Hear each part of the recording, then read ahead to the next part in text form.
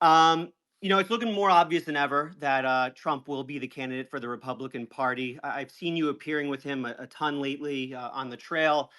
I'm curious the type of advice you're giving him. What would you say at the moment is the weakest part of his campaign, and how would you fix it? Yeah. So I was actually with him yesterday. I'm losing track of days. Yesterday, day before yesterday, and I think one of the things I've appreciated about him is I think the media portrays a man who is obstinate, who doesn't listen to people who would make are the best arguments or whatever, and he's dogmatic. And that's actually not at all the leader that I've seen. And I haven't. I mean, I've known him before, but I haven't known him as well as I've gotten to know him in the last number of months. When I actually see somebody who is really receptive to the best possible ideas. You're from the world of decentralized finance, Bitcoin, and understand the risks of a central bank digital currency.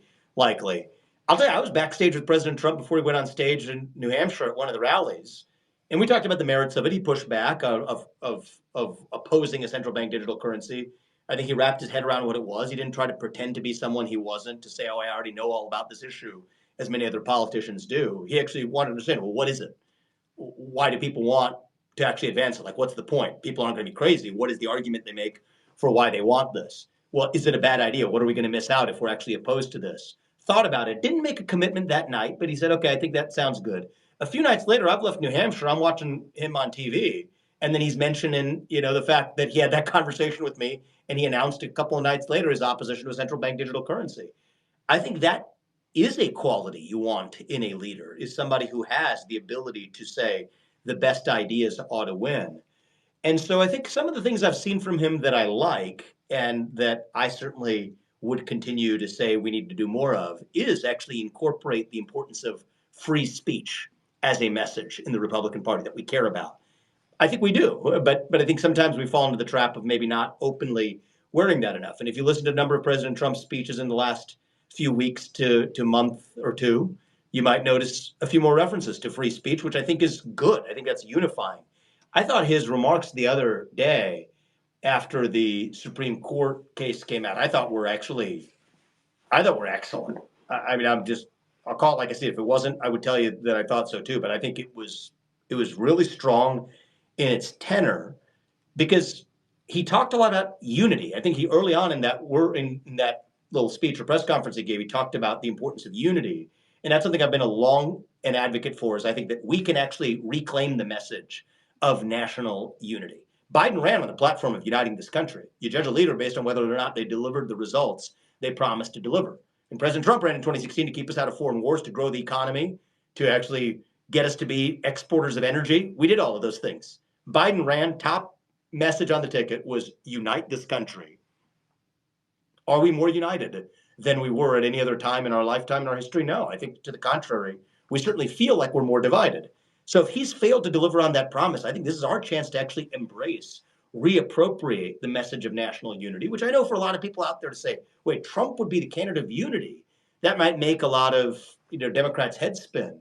But actually, the idea of making America great again is a unifying idea. The idea that, and Trump has said this several times, success is our vengeance. I think success is unifying. Excellence is unifying. That's the heart of the American way. And so, between meritocracy and free speech and opposition to central bank digital currencies to even embracing and owning national unity as a message, I give him a lot of credit for adopting, I think, messages that are already have been there for a long time, but I think are even more apparent, I think, in the way that he's talked about some of these issues in recent weeks and months. And I do think that point about national unity on the back of that Supreme Court decision is also worth commenting on. The Supreme Court decision the other day, yesterday, was really about national unity, actually. The heart of the decision was to say that are we one nation that elects one president in one election? Are we one nation or are we not? Are we a nation where certain states have a patchwork, where certain presidential candidates are able to run in certain states, certain other presidential candidates are able to run in certain other states? Then, like literally, you're not one nation. If different people in different states in a country are voting for different or able to even vote for different candidates for US president. Certain people in certain states can't vote for that candidate for US president. Like you're quite literally not a country anymore. And so that's really what was at issue in that Supreme Court case yesterday. And I thought that the ability to respond to that, not in some sort of technical, case driven, grievance driven message, but to say that no, this is about unity. And we're going to be talking about this case 200 years from now. I actually do think law schools are going to be teaching this case 200 years from now. And it's interesting. In that Supreme Court opinion, we saw cites to McCulloch versus Maryland. I mean, this is iconic constitutional element. Marbury versus Madison and McCulloch versus Maryland both made it into either the opinions or the concurrences of the case that came out yesterday. That doesn't happen for people who are like not in the world of Supreme Court law. Those cases don't get cited, but for the big ones, right? Those are the iconic cases of, among the first few cases that were held in the Supreme Court relating to the very structure of our own government. That's how big that case was that came down with the 9-0 opinion from the Supreme Court yesterday.